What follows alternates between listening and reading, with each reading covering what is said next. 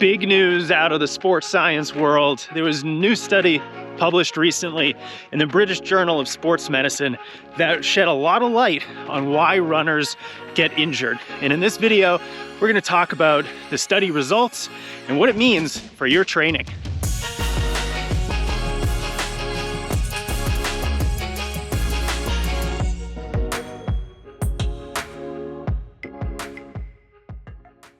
So here's what they found. Scientists looked at hundreds of athletes over 18 months, and they found that the runners that increased an individual training session by more than 10% compared to their last longest training session over the last 30 days had a much higher risk of injury. And that risk increased almost, to a T, going up in distance. So basically, the longer you run beyond what you have done in the last 30 days, the higher the risk of injury. Now, this has some real big implications for our training. So let's talk about 3 important lessons that you should take home from this study and how this impacts how you structure your seasons, how you structure your overall mileage and the progressions of workouts and long runs, and what this means for your health as a runner.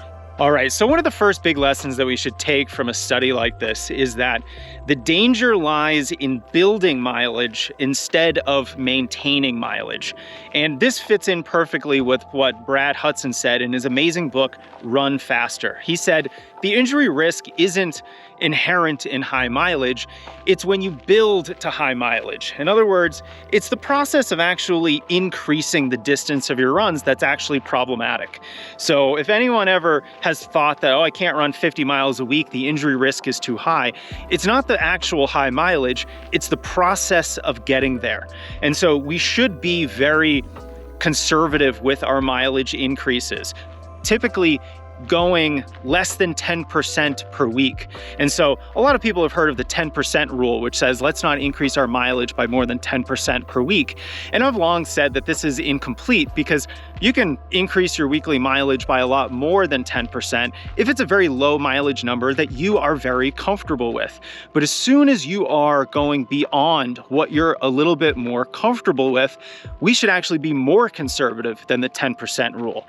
So let's always be very aware of how we are progressing the distance of our long runs, of our individual runs, and try to keep that to about 10% or less. This is going to dramatically improve our odds at staying healthy so that we can have a really productive season. Another very important lesson here is that we should be very aware of how much time we're taking off from running after a season or a major goal race. So I always like to have runners take about a week or 2 off, and then you get back into some easy running, you start doing some strides, you do an easy workout, and after a couple weeks, you're pretty much back to your normal workload before you then start doing anything more difficult. But if we start taking more extended periods of time off from running, if you take a month off or, you spend the summer not really doing much running at all, this is where our injury risk really spikes because those extended periods of time off result in a fair amount of detraining. You're going to get detrained, your fitness level is going to decrease, and not just your aerobic fitness. What's more concerning to me from an injury perspective is the detraining of your connective tissues like ligaments and tendons and everything that would be inside of a joint. And this is where us runners usually get hurt. We usually hurt something in our ankle, something in our knee or our hip. These are our joints that have a higher risk of being injured because of those connective tissues. And the connective tissues are going to start becoming detrained after just 7 to 10 days of reduced training. And so the increases of volume, of intensity after a longer period of time off are incredibly risky. So I want to encourage all runners to be more strategic about taking time off. And if you are taking time off, let's just make sure it's a proper amount of time off. Like my college cross country coach used to tell us all the time, running is a lifestyle. It's something you got to do almost all the time if you really want to be successful at it, because if you only do it 10 months out of the year, you're going to experience additional problems and you're going to be spending a lot of time building your fitness back up instead of maintaining it and building it. A big thanks to our brand partner, Beam, for supporting our YouTube channel. Their Dream product is amazing. It is my favorite sleep supplement out there, and that's because it only has 3 milligrams of melatonin.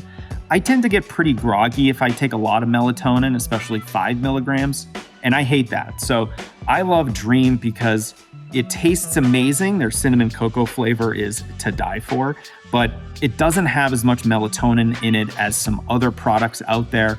And the L-theanine and the magnesium do wonders at promoting relaxation and helping you stay asleep and get that deep sleep that you really need.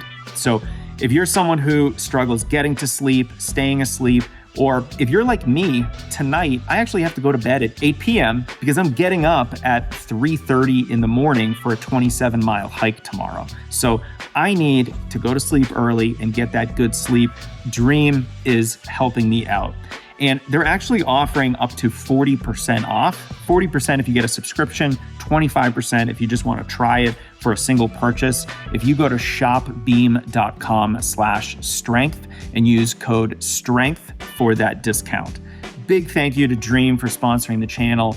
Go shopbeam.com/strength. Get your Dream, get your sleep optimized, and take advantage of the #1 recovery tool that us runners have, is a good night's sleep. This study also tells us that we should make the long run a really big priority of our training focus. Even if you're training for a short event like the 5K, a good long run that is over 10 miles, that 12 to 15 mile range, which I think is incredibly valuable for runners, this is going to help you stay healthy. Why? Because no other run is going to approach that 12 to 15 mile distance. And this study shows that you have to increase an individual training session by more than 10% based on what you've done in the last month. So if you're always including a good long run, then you're always going to be somewhat protected from going much beyond that distance. So in other words, let's say you want to run a marathon and you've got 14 weeks until your marathon. Well, if you're already running 13 or 14 miles for your long run, the individual increases in that run aren't going to be very high. You don't have to spend, all that time going from 10 miles all the way up to 20, or even worse, 8 or 9 miles up to about 20 miles for your long run. And unfortunately, I see this all the time in my coaching practice. Runners who have, 12 weeks until a marathon and their current mileage is 20 miles a week with an 8-mile long run. They are simply not prepared to take on the additional increases in mileage, not just overall throughout the week, but those individual long runs. That's where the injury risk lies, and this study confirms it. I have always been a pretty injury-prone runner, and I think that's why my coaching practice today is fairly aggressive at making sure our runners stay healthy in the long term.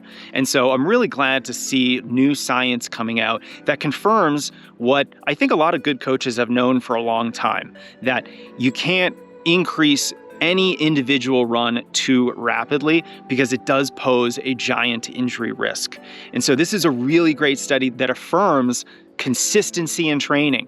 It affirms not going crazy. It affirms my college coach's advice to avoid the 3 twos: too much mileage at too fast a pace, too soon before you're ready for it. So if you can avoid those 3 twos, be more consistent with your training, you're going to be a much more healthy and successful runner. Now, if you want to see the personal habits of some of the best runners in the world and how they like to stay healthy, I always like to interview the best runners in the world. Like, what are they doing to prevent injuries? Because they're the ones running, 100 miles a week, 110 miles a week. They're the ones doing crazy workouts. Like, what are they actually doing in their day-to-day lives to prevent some of these season-ending injuries? You can get it at the link below or go to strengthrunning.com/elites. I compiled all the advice from 9 pro runners and how they stay healthy and prevent injuries. Here's to your health, runners. Let's prevent more injuries and let's race faster.